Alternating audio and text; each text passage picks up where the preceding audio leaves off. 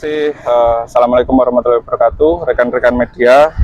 Jadi saya selaku pengacara tadi malam telah melaporkan adanya dugaan tindak pidana penganiayaan yang diduga dilakukan oleh saudara yang berinisial AR, yang kejadiannya di daerah masuk ke Kelurahan Sobo.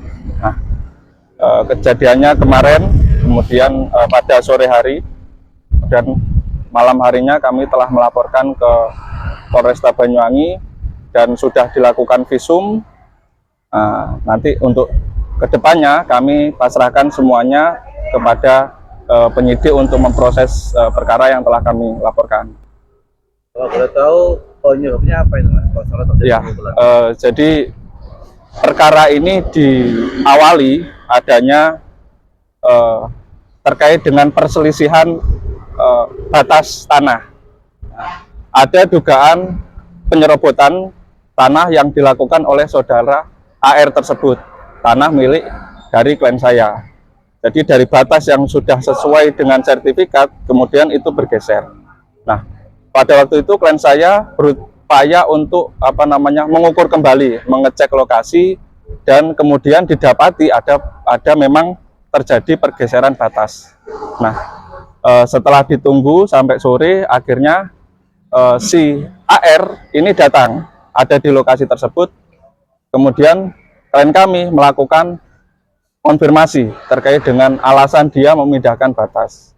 Kurangnya itu batasannya. Jadi yang diduga dilakukan penyerobotan itu, jadi dari batas yang sudah ditentukan, yang sudah ada dalam SHM sertifikat, di peta di sertifikat, itu masuk sekitar 3 meter dan dengan panjang kurang lebih 12 meter. Nah, itu yang kemudian diduga itu dilakukan penyerobotan. Nah, setelah dilakukan konfirmasi kepada yang bersangkutan marah, merasa tidak terima, menyampaikan bahwa kalau nggak terima ya silakan gugat, silakan laporkan saya. Nah, dan saya berusaha untuk tetap tenang, berdebat di situ, menyampaikan terkait dengan hal-hal yang sudah jelas di sertifikat, tapi dari pihak saudara AR tetap bersikukuh untuk untuk tidak mau mengakui bahwa itu adalah tanah dari klien saya. Akhirnya terjadi perdebatan, kemudian saudara AR itu mendekatkan badannya kepada klien saya.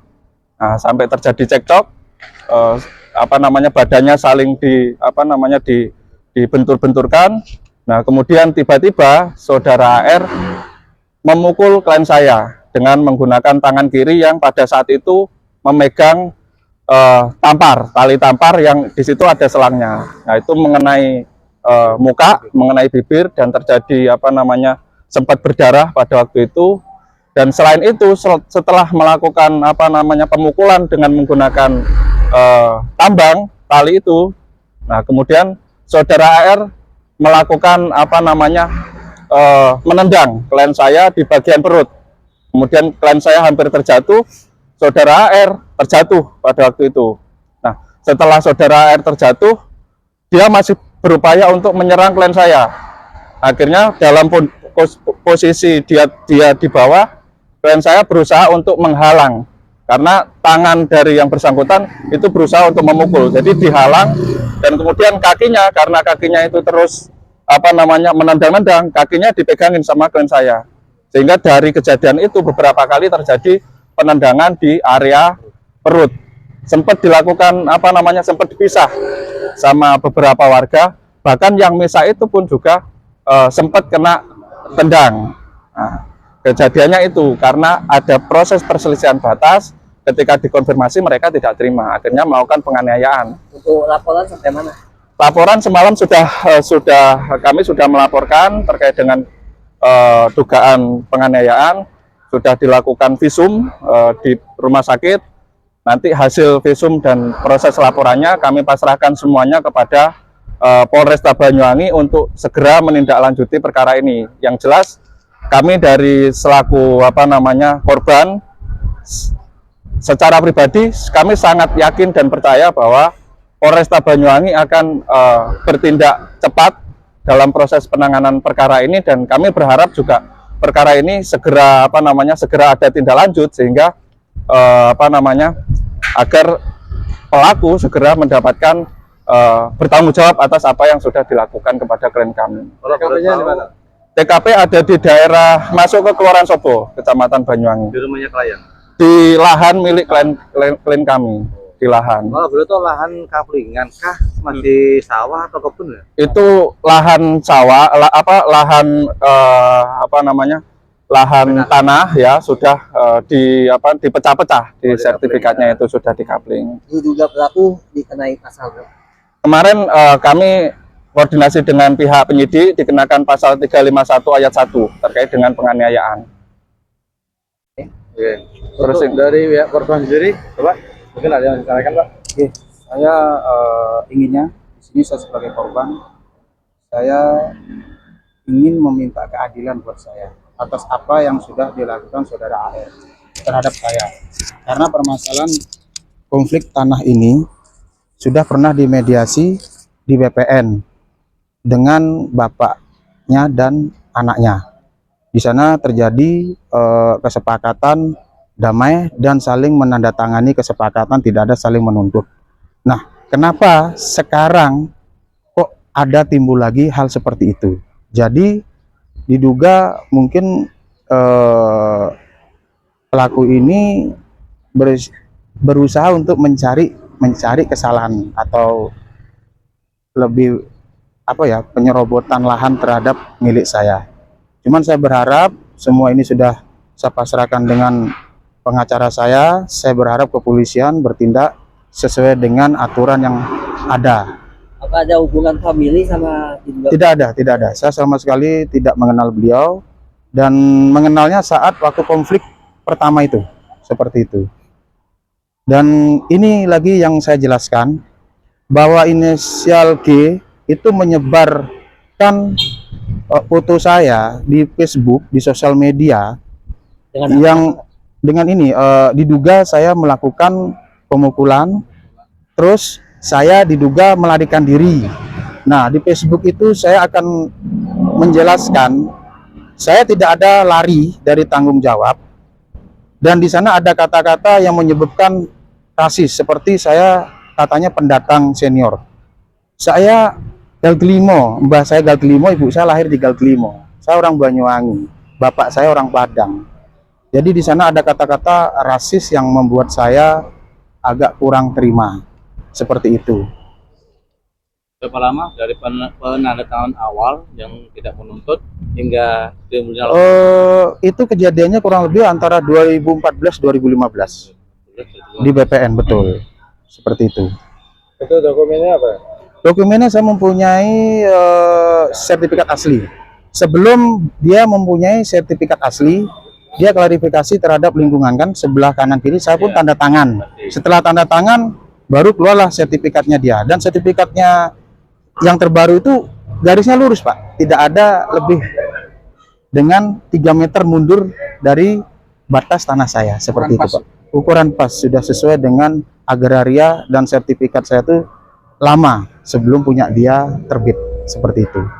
Harapan sama apa nih? Harapan saya semoga pelaku segera diusut sampai selesai. Karena apa? Ini jelas satu merugikan saya, nama baik, dan dengan kejadian ini saya merasa ada penekanan dan ada merasa membuat saya takut. Karena apa? Terancam. Saya merasa terancam dengan hal seperti ini.